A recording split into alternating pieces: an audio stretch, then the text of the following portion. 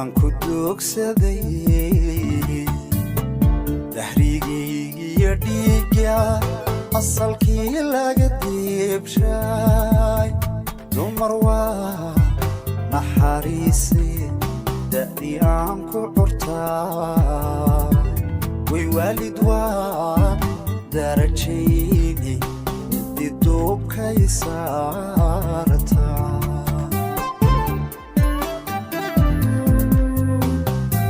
Toronto Media Production